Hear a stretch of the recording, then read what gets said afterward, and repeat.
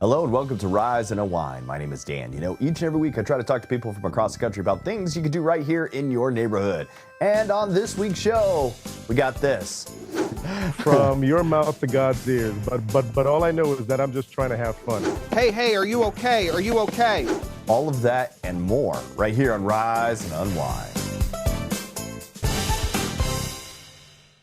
Do you ever think about taking a cruise but aren't sure when to book? You know, right now is wave season. That's when cruise lines have some of their best deals. So today we have Steve Odell from Regent 7 Seas Cruises here to explain how to save money and enjoy luxury getaway. Welcome to the show, Steve. How are you, my friend? Oh, very good. Thank you. Very good. Great to be here. I mean, you're absolutely right. This time of year is the time of year when the cruise lines make their best promotional offers, January and February, the same every year. So there's a couple of weeks still left to do that. But it's a time when you can get the best savings, or you can get things like room upgrades or added amenities like value-added offers. And we're offering that across all future years. So 2025 is a big focus, but you can also find these deals through 26 and 27 if you're a traveler that plans much, much further ahead. So how can people find those best deals and those upgrade options? Well, I think it's really important to do research. You can search around online. You can also visit your travel professional who will be able to guide you. But there are great deals around. It's just working out what's right for you. Currently, Regent has a promotional offer called Upgrade Your Horizon, which is a 20% saving and a 2-room upgrade on a selected number of voyages all around the world for 25, 26, and 27. What does the upgrade mean and what's the value of that? Well, it often means you get a bigger room in a better location, and you'll probably get more amenities around it. For example, you might, if you go to one of our concierge classes, get a free overnight hotel before the cruise included in the package. So it's really worth shopping. There's a lot of great deals, and it's just really finding what suits you as an individual traveler. So what makes a ultra luxury cruise different from other cruises? Well, I would put it down to a couple of things. First of all, we are smaller ships with less people on board. And that means that we can also access smaller ports around the world as well. And I think that's really important. It's more like boutique style travel. We only have suites, we don't have cabins. So all the accommodation is beautiful accommodation. But I think the overarching thing is the value for money proposition that we offer, because the fares in ultra luxury generally include everything from entertainment and dining to drinks to things like Wi-Fi, laundry. And for Regent 7 Seas, we offer included shore excursions as well. And these can often be quite a heavy expense on top of a cruise when you travel with most cruise lines. So we include an unlimited choice of shore excursions every day when we're in port on the cruise. So it's what sets this ultra luxury sector apart. So what popular cruise trends should we be looking out for in 2025? I think there are a couple of things I'd like to point to. One is we are trialing what we call immersive itineraries. And these are cruises, typically when you go, say, to the Mediterranean, you might go for 10 days and go to 8 ports, a port every day. We're trialing a new idea where you go to 4 ports, but you stay 2 days in each, which means you have an overnight in those ports as well. And they're proving to be very popular. They're trending very well. Destination-wise, I would say the colder port destinations are doing very well. Greenland and Iceland, Northern Europe. These are places which perhaps are a little more inaccessible for land travelers. And a cruise is a great way to go. You unpack once, we take you to these remote destinations. Japan is another trending area. This is increasingly popular. We've had to add more cruises in this region because it's a really popular way to see that country, going around the coast of the islands and really experiencing the culture and the cuisine of Japan. So those are a few examples.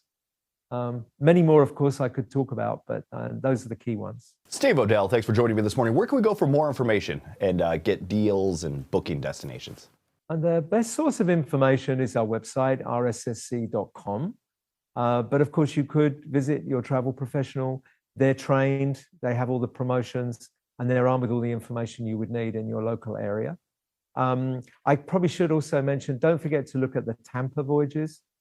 We have voyages out of Tampa for the first time with the Seven Seas Mariner at the end of the year. I think that would be a great way to sail from your own area into the Caribbean. So take a look at that as well. Steve Odell, thanks for joining me this morning. Thank you so much. Have you noticed more people staying put at work? New research shows job satisfaction is on the rise for 2025. So today we have Michelle Reisdorf from Robert Half here to share why people are happier at work and how you can make the most of it. So let's welcome her to the show. Welcome, Michelle. How are you? Thank you. It's great to be here. All right. Can you tell us what's new for job seekers in 2025? Yes. So what our study has found is that 81% of them are happy with their current roles, and less than a third are actually looking for new jobs. What's really important to them is transparency around pay ranges and job descriptions.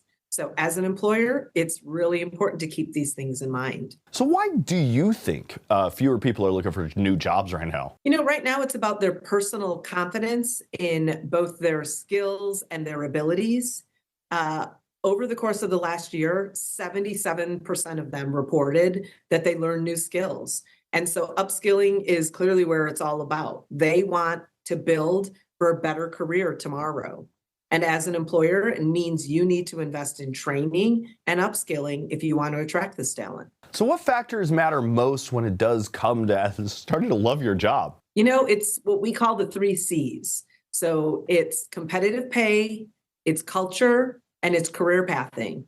And career pathing is the new one that has come up in that employees aren't just looking for a job or a role. They're actually looking for an employer that will show them the path for career growth over the course of the next 3 to 5 years or even longer. And what about AI? How's that like changing the way people are looking for work? Yes. So AI is new to both employees and employers. For employers, it's just helping them find candidates more quickly. For employees, it's a tool to use in their job search process. It will help them quickly customize and build a resume, but you have to add your own personal talent and personality to that resume and that application to make sure that you stand out from the rest when applying for that job. So if someone is wanting a career change, what do you suggest that they're going to do first? Well, we actually say we use an acronym called ACT, and that starts with assessing what it is that they're really looking for. Is it long-term growth? Is it flexibility? Is it a culture? Making sure that they really understand what they want in that next role. C is cultivating their skills, making sure that they are doing the upskilling necessary to land those roles, and cultivating the relationships they need to learn about open positions. And then T stands for tailoring your online presence as well as your resume. Again, make sure that you stand out from all other candidates applying for the job. Michelle, where can we go for more information and learn about this?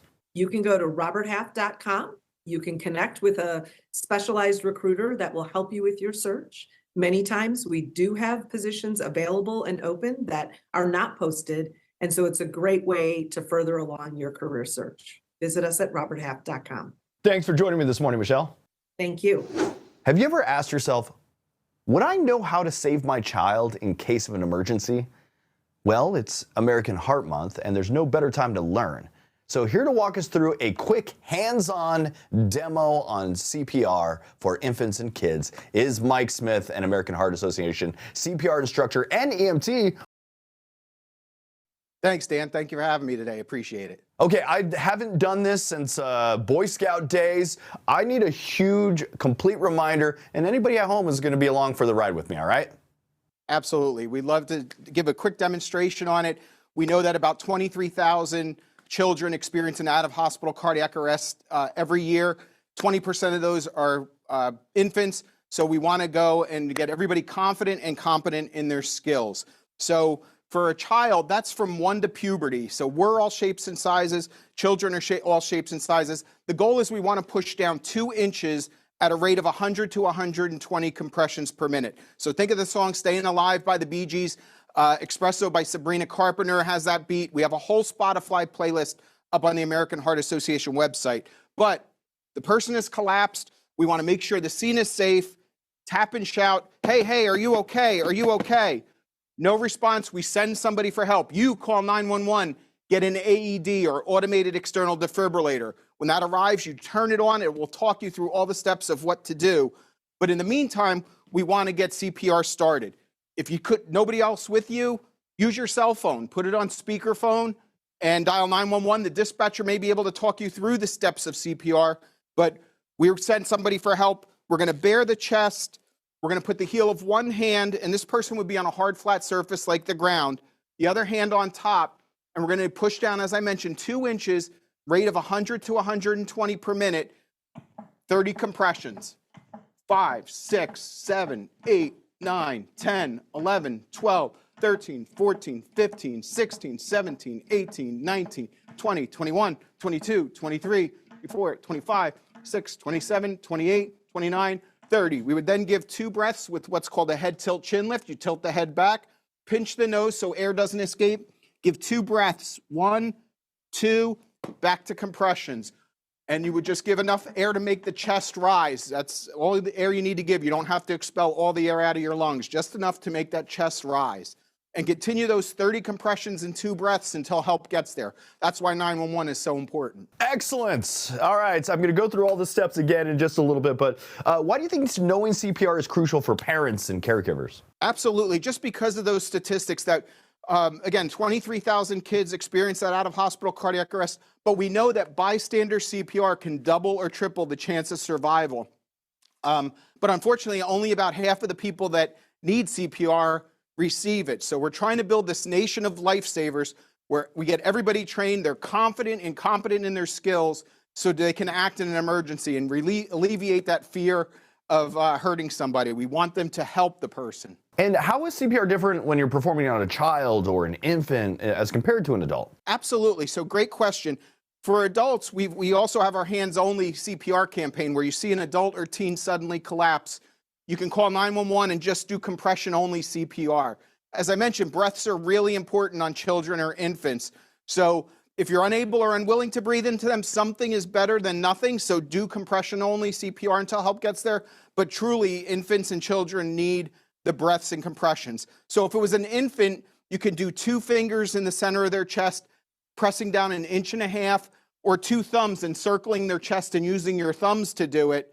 But you still want to get down that 1.5 inches, 30 compressions, 2 breaths, as we mentioned. On the child, as we just demonstrated, 1 hand or 2-handed, depending on your size and the size of the child, 30 compressions and 2 breaths. I also heard rumor that you break the rib cage when you're doing CPR. Is that true, or is that just a rumor, or it's sometimes happens? That's a great question. Good CPR, high quality CPR, can break ribs. If you were starting compressions on somebody, you may hear some cracking. And yes, it could be a rib breaking. It may just be cartilage spreading, but that's okay. Those things can be repaired in the hospital. You're acting as the pump at that point, pumping the blood through the body. So it's super important that you do really good CPR. Some folks get a little timid and they're like, oh, I don't want to hurt the person. No, you need to do really high quality CPR. Again, pushing down 1.5 inches on an infant, 2 inches on a child, and also at least 2 inches on an adult. Well, there you go. Saving a life is much better than just breaking and cracking a couple of ribs. That can be fixed. Absolutely. Okay, one more time, real quick on the basic steps on the CPR, and then where can we go for more information? Absolutely. So person's collapsed. We make sure the scene is safe. Tap and shout. Are you okay? Are you okay? Help, help. You call 911. Get me an AED. Oh, he's not breathing. Going to put the heel of one hand down, other hand on top. 30 compressions, pushing down 2 inches. 6, 7, 8, 9, 10, 11, 12, 13, 14, 15, 16, 17, 18, 19, 20, 21, 22, 23, 24, 26, 27, 28, 29, 30. Breath 1, breath 2, and continue on. For more information, heart.org/nation or heart.org/nation. That's our Nation of Lifesavers campaign. Not only do we have some videos up there on hands-only CPR, but you can also find where classes are near you. Mike Smith, thanks for joining me this morning, and hopefully it saves some lives. That sounds great. Thank you for the time, Dan. Have you ever watched a true crime show and thought, I'm ready for something a little different? Maybe crimes that don't revolve around murder? Well, you're in luck. There's a fascinating new docuseries called The Curious Case of, which dives into real-life stories involving guardianships, missing persons, and even funeral home scandals. And who better to guide us through all of these twists than legal analyst and former New York City Assistant DA, Beth Karas. Beth, thank you so much for joining me. Oh, thank you very much. Beth, your show takes on some really unusual cases, definitely not your typical homicide stories. So why did you choose these particular topics for The Curious Case of? So first of all, we found that there is an appetite by the public for stories that don't have to involve murder. If you're a crime aficionado, it doesn't have to be murder and mayhem, right? So this was a nice departure from that. The Natalia Gray series, which was 3 seasons, was very successful, showed us that. So we found these really twisted, weird stories where you go on a journey. Like, what? I mean, it's like head snapping. Sometimes it's like, I can't believe they did this, or who do I believe? I don't know. I don't know what the truth is. So we look for stories that were kind of twisted that would be compelling and capture the interest of the viewer. And so far, so good. One story that really got my attention centers on Bam Margera, someone who's been pretty open about his struggles. How did he end up on your radar? That is a bizarre story, and that is something that producers followed for a few years. This is not something that was put together only in the past year, because we have video we created, or captured over the years as he was going through his treatment with a guardian, under the care of a guardian. Lima is her name. The family brought her in. It wasn't like she just interjected herself in Bam's life. And it was temporary. It doesn't exist anymore, the guardianship. But then there's a woman on the East Coast, this was West Coast, a woman on the East Coast who had led one of the Free Britney Spears movements, who then, once Britney was out of her conservatorship, took on the Free Bam. And so we tell, even though it's Bam's story, it's these two women butting heads. Like, what, should he be in a guardianship? Is this doing more harm than good? And who is this person who's leading the Free Bam movement? Is she for real? So in the end, Bam pulls out of it. I mean, Bam reacted positively to the episode. He's married again. He's sober. He seems to be doing well. So it has a good ending. Another case that stood out to me was the Funeral Home of Horrors. That sounds unsettling. Can you give us an overview? And that's a recent story, right? I mean, the arrests were in the fall of 2023. They've now taken pleas. This is a husband and wife, funeral directors, who would take money from people saying, yes, we will have your loved one, your child, your husband, your parent cremated. And then they were just letting the bodies pile up in one of their 2 locations that they weren't using. And the bodies were decomposing. And they would give them ashes from someone else or cement dust they'd give the family. Lastly, there's a case you call the Doomsday Cat Cult. That's a crazy title. What's going on there?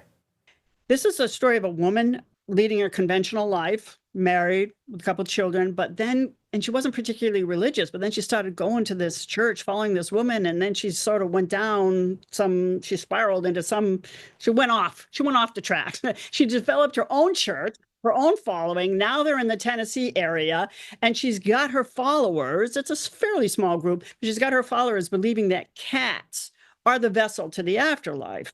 And you got to take in to be healthy and assured that you'll get to heaven or whatever. And so these people at their own expense are taking in 30 cats from shelters and strays, whatever, and feeding them and cleaning them and caring for them, sometimes before their own children or themselves. I mean, it's overwhelming. Some people, a few people got out of this group and talked to us about it, which is how we have this, the story of what was going on inside. Beth, I really like this series. It covers eye-opening situations without that usual murder focus. And I appreciate your time and insights. If you want to check it out, it's The Curious Case of on ID. Thanks for joining me this morning, Beth. My pleasure, and thank you. Do you ever wonder how the excitement of football can benefit communities even off the field? Well, for the 30th year in a row, the nonprofit Rebuilding Together is teaming up with Lowe's for their annual kickoff to rebuild in New Orleans. This time, local volunteers are getting an assist from NFL champion running back Leonard Fournette, a New Orleans native himself, to make critical home repairs and improvements throughout the city. We also have a representative from Rebuilding Together to share how we could get involved ourselves. So let's hear from them on why its mission is so important. Take a look. Well, this is my second year with Rebuilding Together. I figured, why not come back, especially in my hometown, born and raised in New Orleans, Louisiana. Grew up right around the way from St. Roch. And I just want to get back to my community as much as I can. And this is why I'm here. Well, Rebuilding Together is a national nonprofit, and we help people on low income, fixed incomes with the critical repairs they need in their homes to eliminate hazards and stay safe. We're doing that here at Kickoff to Rebuild with the help of Lowe's, and we do it every day across the country. The home is the heart of everything. It's the foundation for our success. So the more that we can go in and help people at no cost, eliminate hazards, remain healthy in their homes, and then see them thrive and their communities thrive, it's one of the best things you can do to help somebody be successful in life. You can head to rebuildingtogether.org, and we'd love you to do that. We always need volunteers. We certainly need donations. These are at no cost to the homeowner, so please visit. 2 words, yes and. These are 2 words that define our next guest's career. Though the big game might be over, he served up something special during each and every commercial break. He's a 5-time Emmy Award winner, a 2-time Grammy nominee, and an improv legend. And as the proud former Cibola High School Improv Club president, I have the honor to introduce Mr. Wayne Brady. How are you, my friend? I'm doing well, man. That's so your high school had an improv club? Yeah, I was the guy who started it. We had this massive, gigantic club of maybe 6 or 8 people. We did it. That's great, man. Were you also in the Thespian Society? I was a little theater kid. After that, I went into radio, and now I'm doing this. I got my improv chops. Watch, I could improv like the best of them. Watch this. Yeah. All right, there it is. Those are my chops right there. All right, Wayne. You teamed up with Purdue Chicken for an improvised show that streamed live during the game's commercials. How did this idea come about, and what was it like performing in real time? Yeah. My friends over at Purdue Chicken, they reached out with this idea of me doing an improvised special live streaming show during the game on the commercials, which makes perfect sense because, in this day and age where everybody, yes, we're watching the game, but we're also on the phone, that if you're going to be on your phone anyway, then we might as well have something entertaining to keep you busy during those commercial breaks. And that's where I come in. Improvising. No one has done this before. One of a kind thing, making a whole show up, like to quote the log line, winging it, making up a whole show, using suggestions from my social media, going live on my Instagram, which is Mr. Brady Baby, Mr. Brady Baby, TikTok, my Facebook, and everybody in the comments and chats, suggestions, accompanied by my buddy Jonathan Mangum, who's my co-host and improv partner on Let's Make a Deal and Whose Line Is It Anyway? And Chris Lee, who's on a brand new CBS show, Tracker, and The Mayhem Will Ensue. And that's how we're going to wing it. So you're fresh off of Broadway. How does the high energy of live theater compare to your spur of the moment comedy? Well, it's a different beast, right? One is on TV or when I tour live, it's still high energy and still high stakes. It's just a different thing. Being able to tell a story and be a part of that is amazing. And doing The Wiz was just chef's kiss. It was a dream come true. And then I get a chance to turn around and be able to tour on stage and do my show, making it up, where I'm literally making up a whole show. So the two share the same energy, but they're different beasts. Dude, you've conquered stage, music, TV. Like, what passions or projects are you excited to tackle next? All of it. All of it. Absolutely all of it. My hope is this year at some point, I've been super inspired by the work that I'm doing with Purdue for the big game. That the hope is by the end of the year, I'll have a big old improv special that we're going to produce where we will actually do a live improv special on TV, doing it live in real time, not just on commercial breaks, but the whole show will be improvised. The commercials, everything you see. That's the next thing. Wait, Brady, you're on your way to an EGOT, man. I can totally see you walking up there and getting like one of each. I see that, man.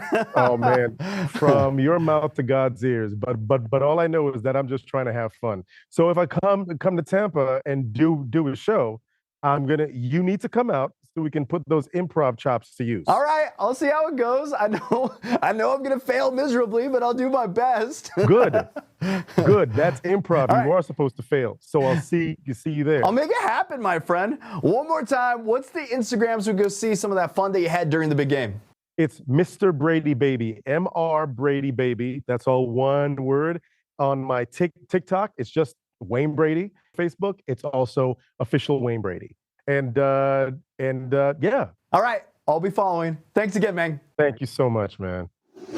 And that's it for Rise and Unwind. I want to thank you for tuning in and checking out the show. If you actually want to be on the show, go to our website, riseunwindtv.com. Fill out the form, send us your info. Maybe we'll be talking on a future episode. Also, make sure you follow us, like, and subscribe to our YouTube channel. That's at Rise Unwind TV. And until next week, that was Rise and Unwind.